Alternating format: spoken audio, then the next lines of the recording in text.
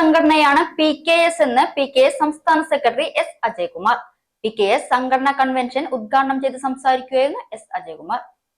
ഉത്തരേന്ത്യയിൽ വിജയിച്ച സംഘപരിവാറിന്റെ പിന്നോക്ക ദളിത് പീഡനം കേരളത്തിൽ പരീക്ഷിക്കാനുള്ള ശ്രമത്തെ തടയാനുള്ള കരുത്ത് PKS ഉൾപ്പെടെയുള്ള പുരോഗമന പ്രസ്ഥാനങ്ങൾക്കുണ്ട്. സാധാരണ ജനവിഭാഗങ്ങളെ അടിമത്വത്തിലേക്ക് നയിക്കാനുള്ള സംഘപരിവാറിന്റെ ആസൂത്രിത നീക്കമാണ് ദളിത് പീഡനം.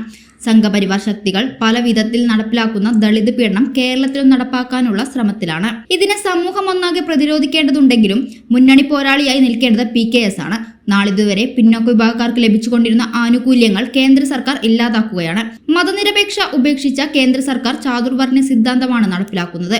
അവകാശങ്ങൾ നേടിയെടുക്കുകയാണ് PKSന്റെ ലക്ഷ്യമെന്നും അജയ്കുമാർ പറഞ്ഞു. ജില്ലാ പ്രസിഡന്റ് കുഞ്ഞിക്കണ്ണൻ തൃത്താല അധ്യക്ഷത വഹിച്ചു. MLA-മാരായ PP സുമോദ്, K. ശാന്തകുമാരി, ജില്ലാ സെക്രട്ടറി V. പൊന്നുകുട്ടൻ എന്നിവർ സംസാരിച്ചു.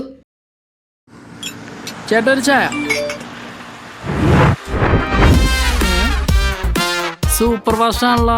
ഇതെന്താ കേരള വിഷൻ വൈഫൈയാ? ഫാസ്റ്റ് ഒക്കെ തന്നെ, പക്ഷെ Kerala Vision wifi connection free ആണ്. ചായ ഫ്രീ അല്ല, കാശട് Kerala Vision free wifi connection. Free ആയി കണക്ട് ആവൂ.